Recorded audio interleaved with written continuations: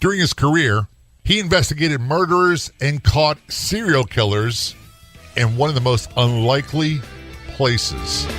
Welcome to the Law Enforcement Talk Radio Show. In the Law Enforcement Talk Radio Show, we are joined by special guests talking about their experiences, the realities of investigating crimes, plus those who have experienced horrendous trauma. Police, first responders, military, and victims of crime share their stories. Hi, I'm John J. Wiley. In addition to being a broadcaster, I'm also a retired police sergeant. Be sure to check out our website, letradio.com, and also like us on Facebook. Search for the Law Enforcement Talk Radio Show. You can find us on Facebook. Just search for the Law Enforcement Talk Radio Show and be sure to click like. And if you're on the Clubhouse drop-in audio chat app, be sure to look for me and follow me.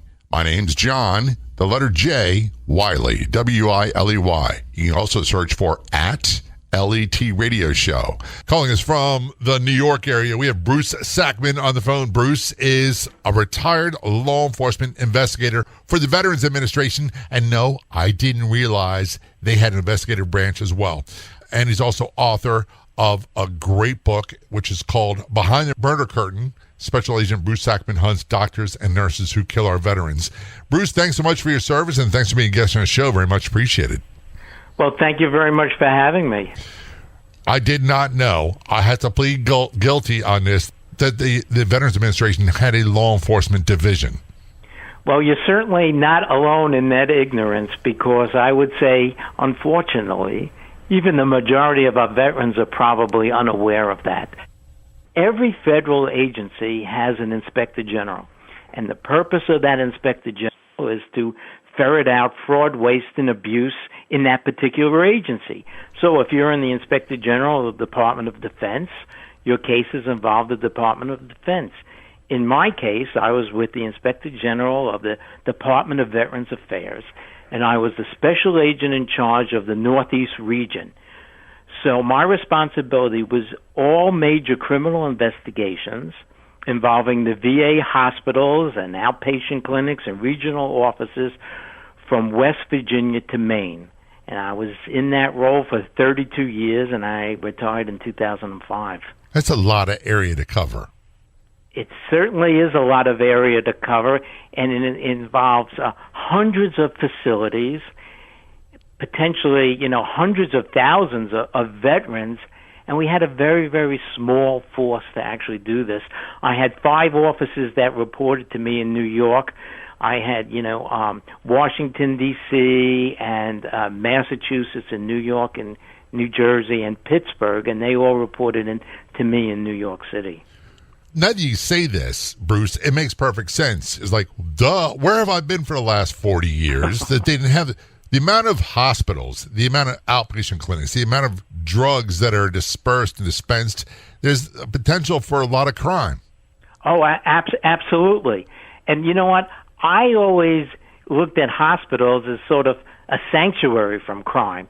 A hospital is a place that you go to after you've been a victim of crime, not to first become a victim of crime. And unfortunately, on rare occasions, I wound up investigating medical professionals, doctors and nurses, who had actually murdered their patients.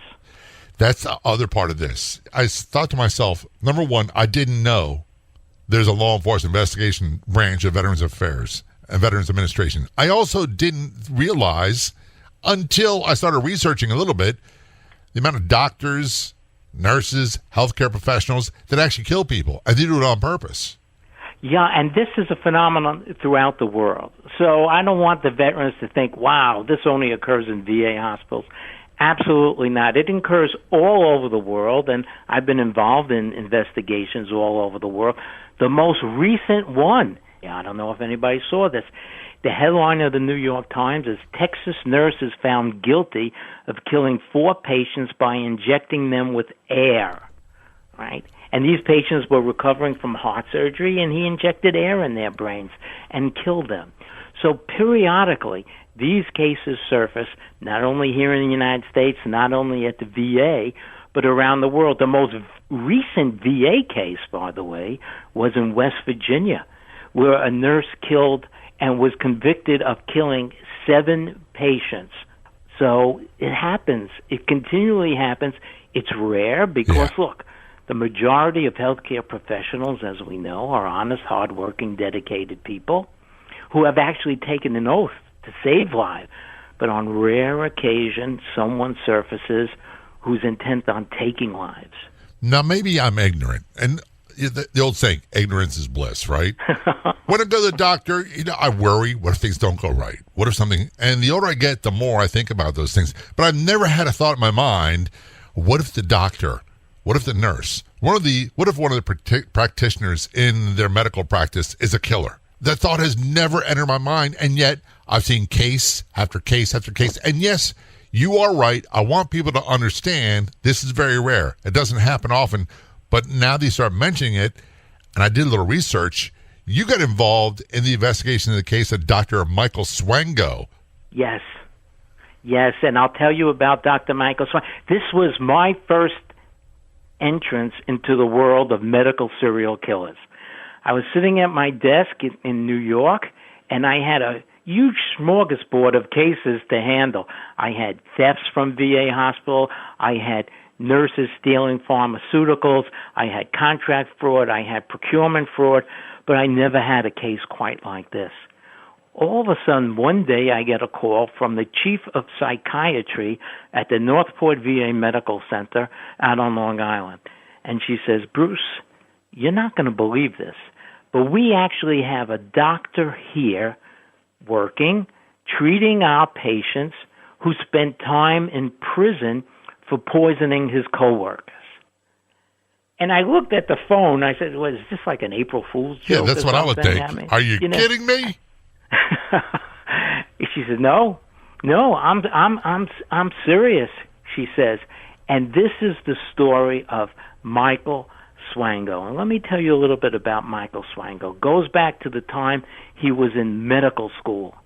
When Michael Swango was in medical school, his fellow students referred to him as 00 Swango, licensed to kill, because it seems like every time Swango was visiting patients, something terrible happened to them.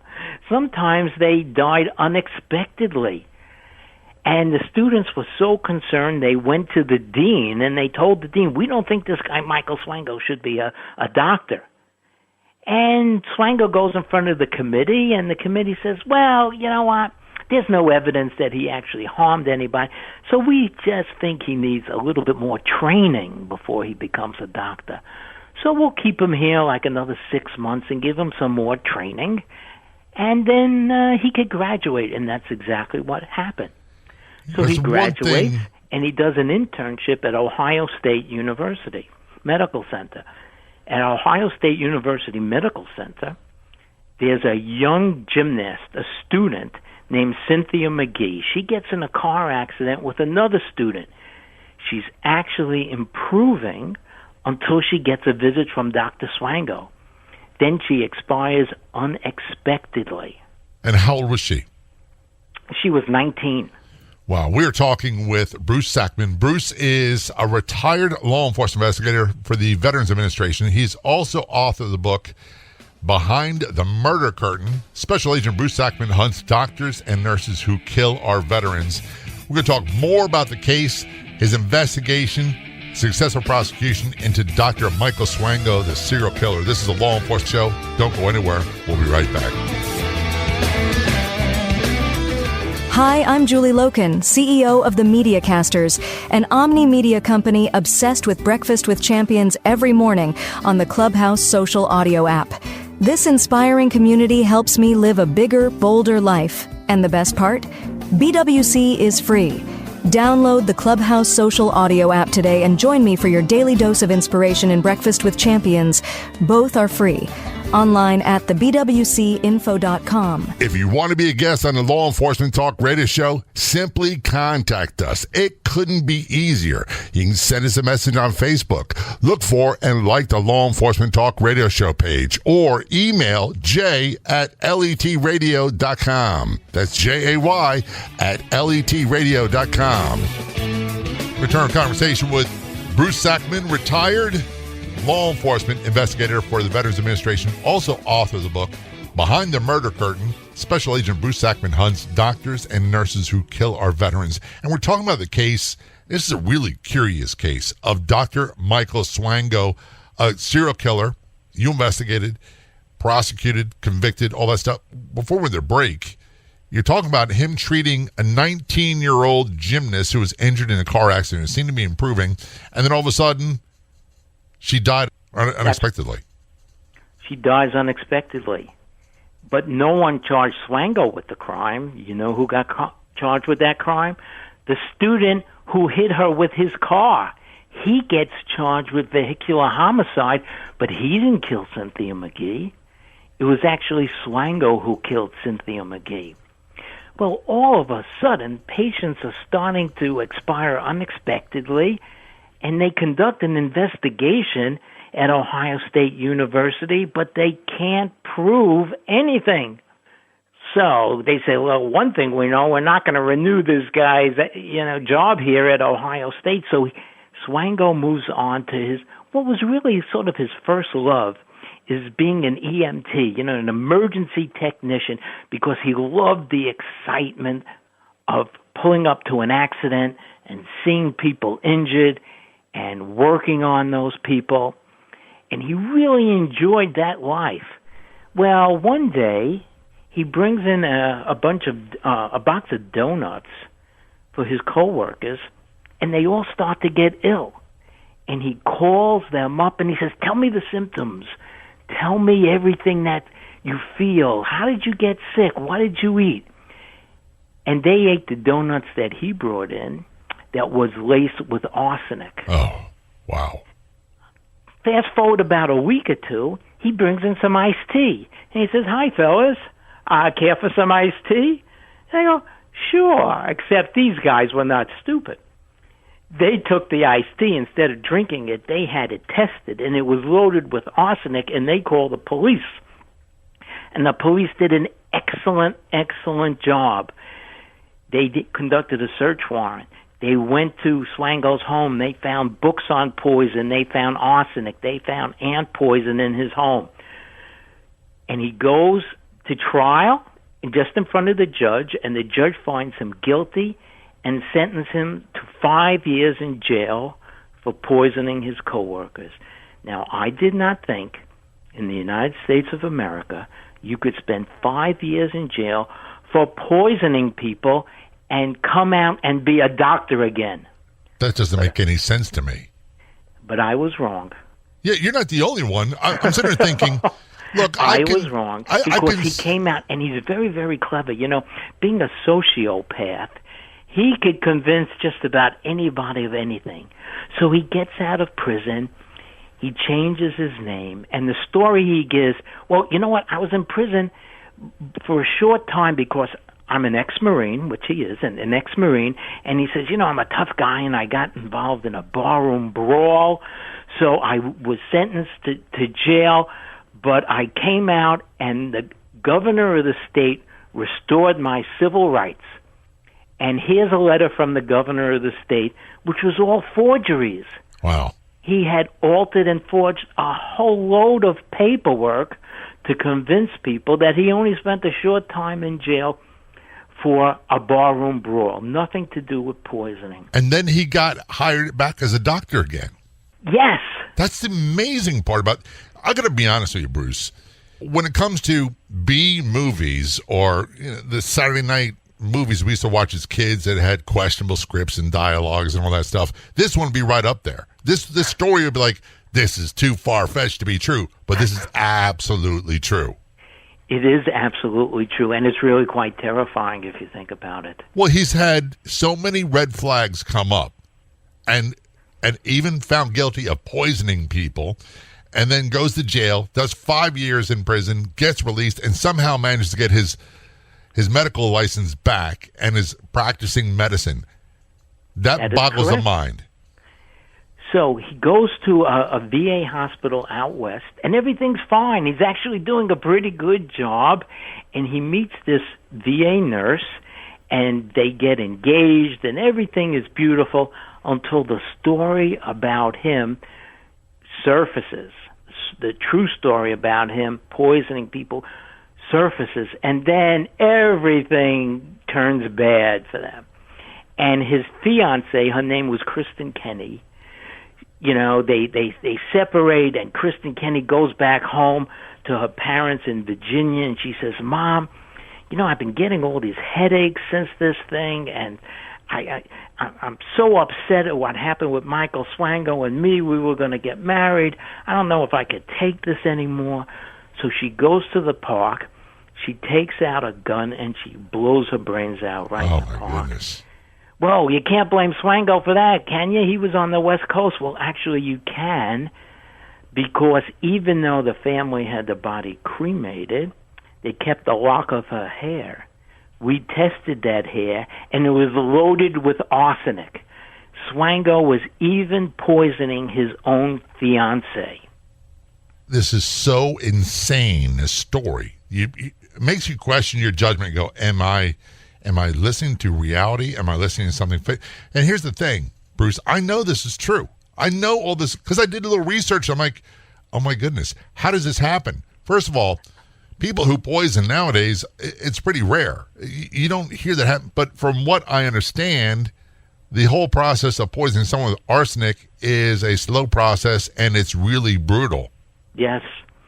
Yes, you know, arsenic used to be known as widow's powder, because a couple of centuries ago, when women really couldn't get an easy divorce, what they used to do was start putting some arsenic in hubby's oatmeal, and then the next thing you know, hubby's gone. And it was known as widow's powder, because it was a very common way of actually murdering people, you know, back in 1900s in those days, okay?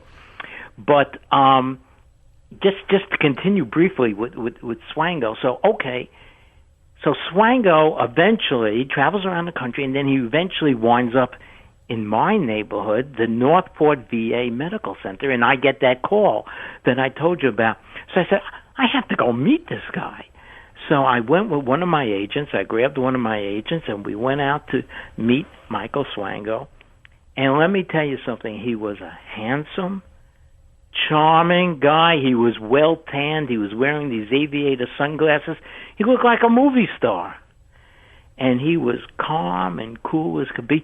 You know, if I didn't know better, I'd want to introduce him to my daughter. If my daughter brought home an ex-Marine physician, I go, wow, what a great Sounds like they hit the lottery. We are talking with Bruce Sackman. Bruce is a retired law enforcement investigator for the Veterans Administration. He is involved, or was involved, in the investigation, apprehension, arrest, and conviction of Dr. Michael Swango, serial killer. When we return, we're going to talk more about this case. It is bizarre. It is strange. And I'll be honest with you, I don't even know where to begin. This is the Law Enforcement Show. I'm going to take a short break. I promise you, you don't want to miss what we're going to talk about. We'll be right back. Breakfast with Champions is the tool I use in the morning to get myself ready to face the world. There is so much negativity as you move about your day, from traffic to politics. The conversations are motivating and inspiring, and I can face the world with a positive attitude. So join us in the Breakfast with Champions rooms. Download the Clubhouse app today for free and join us soon. Online at www.thebwcinfo.com. Get access to free podcast versions of the show and more on Facebook. Do a search for the Law Enforcement Talk Radio Show and be sure to click like. Return conversation with Bruce Sackman, calling us from New York State. He is a retired law enforcement investigator for the Veterans Administration, and he was responsible for investigating, arresting, prosecuting Dr. Michael Swango, serial killer. He's also authored the book Behind the Murder Curtain. Special Agent Bruce Sackman hunts doctors and nurses who kill our veterans. We're with the break, Bruce. You're talking about you met Dr. Michael Swango for the first time, and he was charming, he was nice, he was attractive, and the first thing I thought of was Ted Bundy. Very nice, very attractive, very charming, and these people, they work really, really hard at blending in, and the things that would be red flags in their behavior, they don't want people to see that. So I'm not shocked.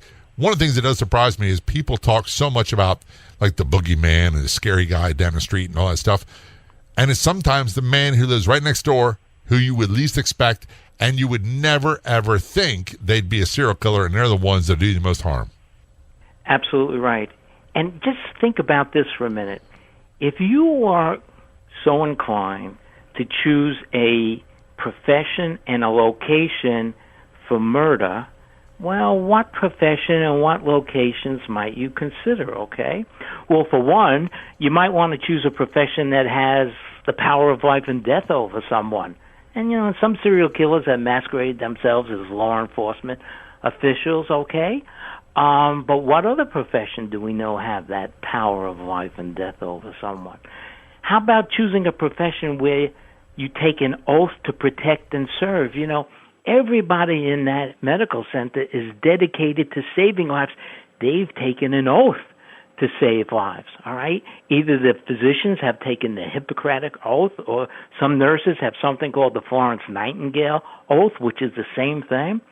And you're working in an environment where people have dedicated their lives to saving people, not to harming them. And how about working in a profession where the victim and the family trust you implicitly? Listen to that doctor, sweetheart. Listen to that nurse. They have your best interest in mind. And, of course, 99.9% of the time, they do have your best interest in mind. Yeah. Now, how about working somewhere where the strong and the assertive become sort of the meek and mild? If you ever go in an emergency room and see this big construction worker terrified of this little nurse coming over with a big needle, and they don't ask questions. People are hurting. They don't ask questions. They just kind of accept the treatment that they're getting without question. And then how about working in a field where there's a shortage of skilled workers and sort of a willingness to overlook past indiscretions? It's very, very hard to find nurses and doctors in some parts of the country, especially now, what's going on now. Yeah. Okay, so you know what? If we didn't do such a great background investigation on some of these people, well, excuse me, it's very, very hard to find doctors and nurses here. So we had no choice. And don't you want to work in a location where death is a common everyday occurrence? If somebody dies in a hospital or nursing home, is that going to be an investigation? It's not a huge red flag. It happens, and you're not shocked when it happens. What we use the term was unattended death or unexpected death. So, For example, if we had a call to a nursing home or a skilled living facility for an 87-year-old man who died, that's not unexpected. And usually there's people around, and they have health records and other things, and a lot of it depends on what their physician had to say. But if you had a 21-year-old that died suddenly, unexpectedly, no signs of trauma, they were always treated as a homicide till proven otherwise. I want to repeat that. All unexpected, unattended deaths, at least where I came from, were treated as a homicide until proven otherwise. And that includes obvious suicides as well, because you can't go back and recreate. So you don't want to mess up the beginning. I think I'm pretty good at investigating crimes. And as a patrolman, as a police sergeant, I was very good at homicides, unfortunately, because they had so many of them. And I have an idea where to start, where to begin the process, and when the homicide detectives take over and carry it from there. But to be honest with you, Bruce, I have no idea where to start where, by the way, we think this doctor's killing people. Well, I was the same way. Because although I had spent a career doing investigations in hospitals, not once until I got involved in the Swango case did I have any idea on how to do this involving a medical serial killer. So I called up my boss in Washington, D.C., and I said, look, boss, I've never actually done one of these cases. He says, don't worry, Bruce. He says, don't worry. We're going to hook you up with the expert of all experts. And he did. And Dr. Michael Baden, you've probably seen him on TV. Oh, yeah, he's a big-time celebrity. He's yes. And big I went deal. to visit Dr. Michael Baden. And I said, Dr. Michael Baden, I've never done one of these cases. Can you help me? Can you teach me? And he actually taught me how to do these cases. And learning this from Michael Baden was like learning physics from Albert Einstein. You couldn't really get a better teacher. I said, well, how do we do this? I mean, he was at Northport. We don't have any evidence that he actually killed anybody at the Northport. He said, this is what we're going to do, Bruce. First thing I want you to do is I want you to pull every medical record of every patient who was at Northport when Michael Swango was there. Next thing we're going to do is we're going to assemble a team. And this is who's going to be on the team. I'm going to be on the team as, Michael was saying, as the forensic pathologist. But we're also going to have a physician who's expert in chart reviews, and he's going to look at these charts, and he's going to make a determination if there's anything in these medical records that would indicate the patient had expired when he did. And Michael Bonin explained natural death to me like this. He said natural death is when, like, you shut off a fan and the blades gradually stop. Right. But these people, he says, it's like shutting off a light bulb. They are bright one minute and dark the next. And death is unexpected. If you ever had a loved one in the family, in the hospital, and you knew that they were about to expire, I mean, you knew they were going to expire, the staff knew they were going to expire. But with these cases, it was just the opposite. Many times, they were actually improving and the family would go on vacation saying, well, you know what, Dad's improving, I'm going to go on vacation now, only to get a phone call saying Dad had died unexpectedly. And these are the kind of cases that we're looking for. Also on this team, we had, at that time, a relatively new profession called forensic nursing. And these are nurses that are trained not only in nursing science, but in forensic science. And they were phenomenal. They were able to bridge the gap and sort of explain the science to lay people like myself. It was really, really incredible. It's an amazing story. First of all, I'm blown away by the team that you all put together. I'm not surprised because, quite honestly, it's such a rare occurrence, I wouldn't know where to begin. And most killers, for example, it's going to be a crime of passion, drugs, or robbery or something of that nature, and quite often it's someone you know. So that's how they track the killer, by starting with people they know and work their way outward. Stranger-on-stranger crime is very tough to handle and tough to solve.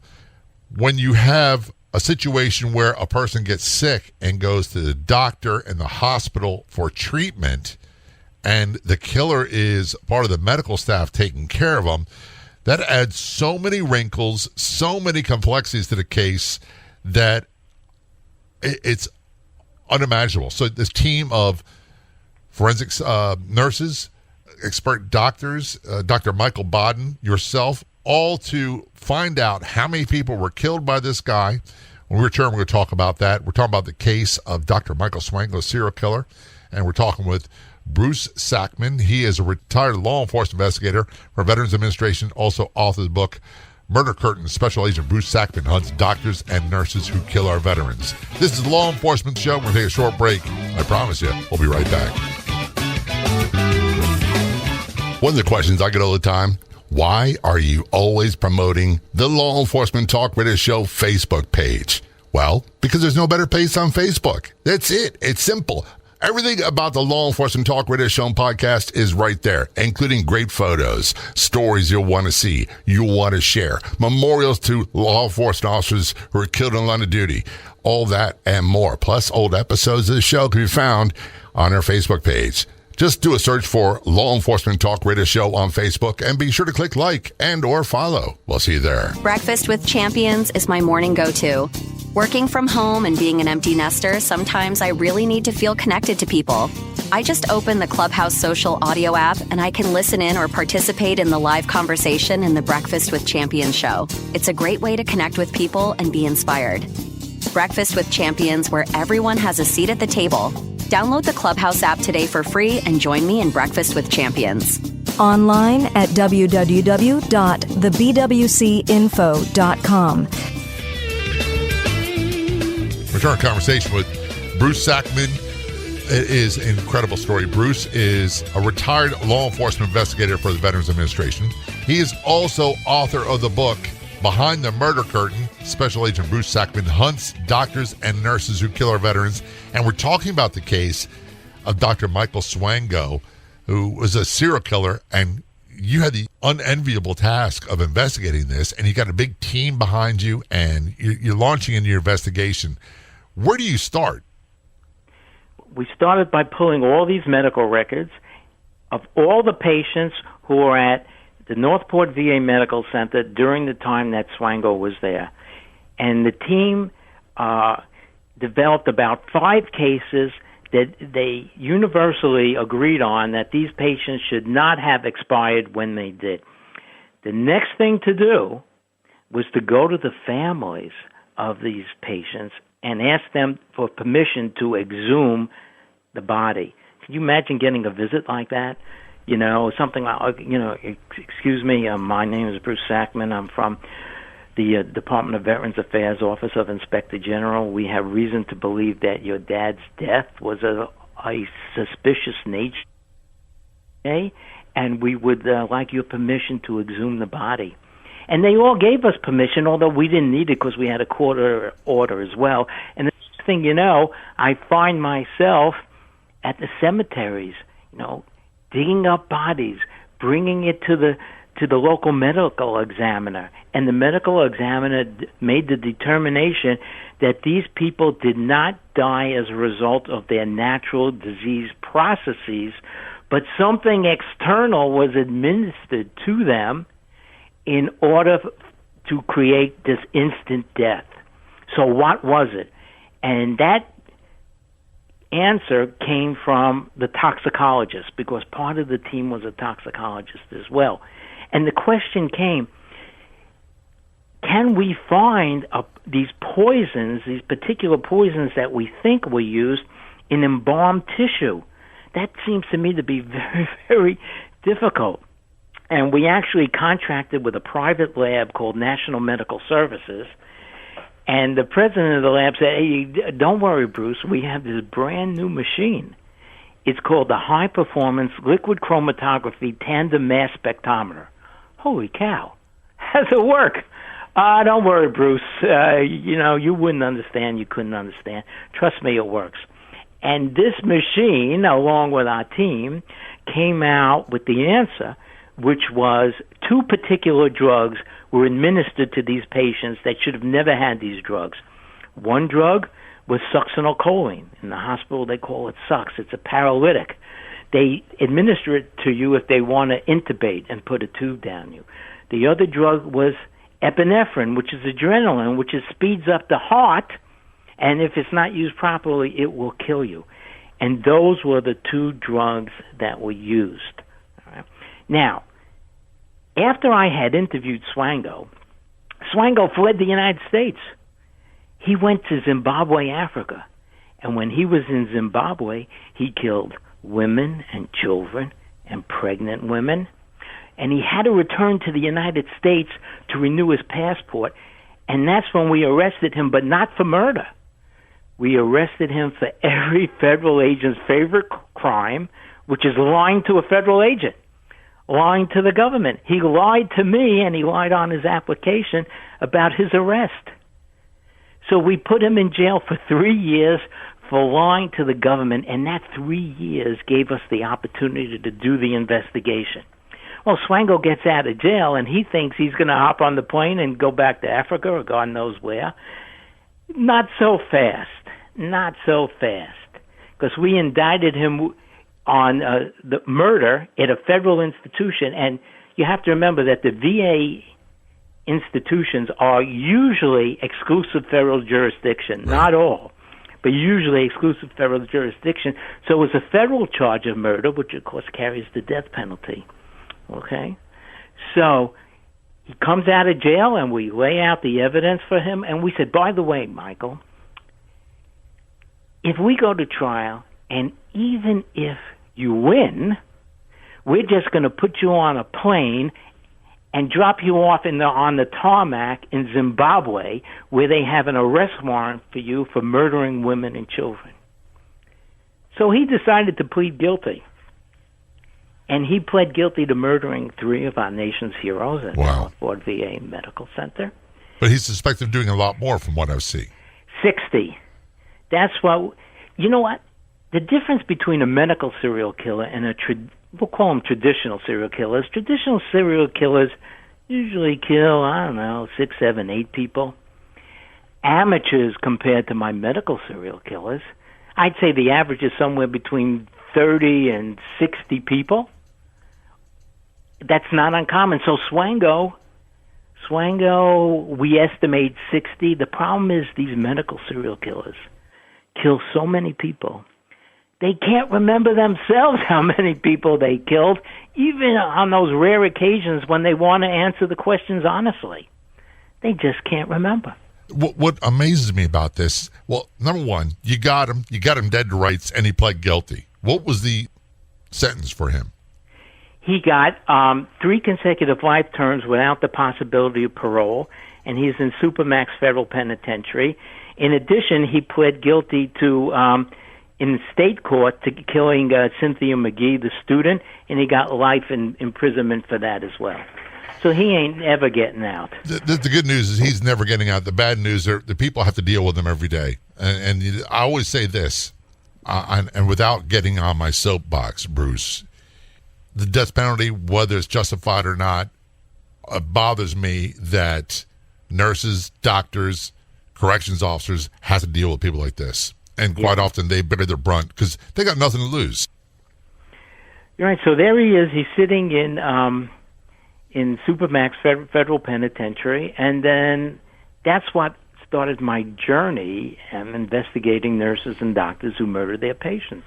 It all started with Swango. Now, the one good thing to come about the Swango case, if there's anything good aside from his conviction, the one good thing to come about it is that medical credentialing improved dramatically.